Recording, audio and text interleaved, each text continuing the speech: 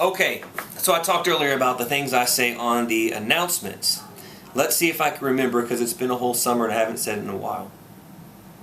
Every choice has two outcomes for you. Either you reap the benefits or you suffer the consequences. And here at Howell, we always like to reap the benefits. So make sure when you choose wisely. Alright, I know that that's corny and cheesy and it drives you all crazy, but I hope that as a 6th grader you hear it every day 6th grade, every day 7th grade, every day 8th grade. Because some of my juniors at East, when I see them, they can still repeat that back to me. And that's awesome, but I don't think I ever sat down with them and explained to them what I'm really trying to say there. I am not too old, but I am getting up there, so I've had a little bit of living in me. And I realize that everything I do is a choice. Whether I get up and go to the halls to check on you guys, whether I give somebody a high five, whether I wear navy khakis or tan khakis in the mornings. Everything is a choice. And while the consequences sometimes may be minimal, there's always good and bad that comes from them. So whenever I say that every day, it's just reminding you guys to stop and think before you make an action, to weigh the good, the bad of what's going to happen, because everything is going to come back to you in either good or bad.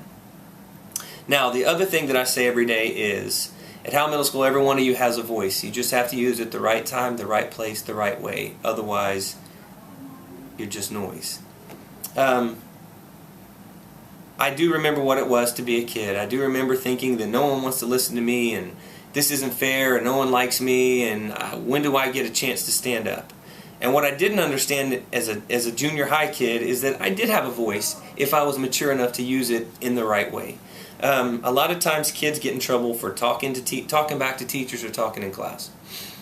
So I want you to think through this scenario. Have you ever been in class and you weren't talking, but the teacher said, "Hey, Johnny, stop talking"? Yeah, nod your head, because yes, that's probably happened. And I'm going to tell you something. It's a little secret that I don't share with too many people, but right now I'm going to share it with the whole school. Sometimes teachers are wrong. Sometimes they are. They get it wrong. They make the wrong call because we're humans. I know you all think we're robots with nothing to do but sit up here and then we plug ourselves in at night and recharge and come back the next day and do it all over again. But we're not. We're humans and we make mistakes. But that mistake of saying, "Johnny, be quiet," when Johnny wasn't talking is so minimal. And the key thing that you guys have to get out of this is that when a teacher's in front of 25, 30 kids trying to teach a lesson, they're not wrong, no matter what. In that moment, they're right. And if you try to argue with them then, you will always be wrong. No matter how right you were that you weren't talking, once you start talking and arguing, what are you doing right now? Say it. I'm talking. Yes, you're talking, and now you're wrong.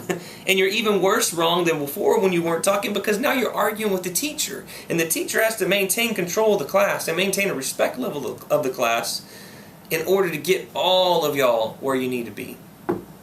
So when you argue with that teacher, now you're talking, disrupting, and putting him or her in a place that they shouldn't have to be in while they're needing to focus on science, social studies, math, choir, orchestra, whatever it is that they're teaching. So if that teacher says, "Hey, Johnny, quit talking," keep on not talking. That's awesome. Just keep on doing it.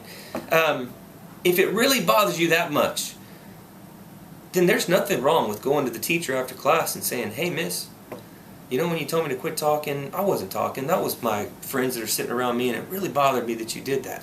And that teacher can say then, "Hey, okay, thank you for not arguing with me in class, and I'll try to be a little bit more careful next time."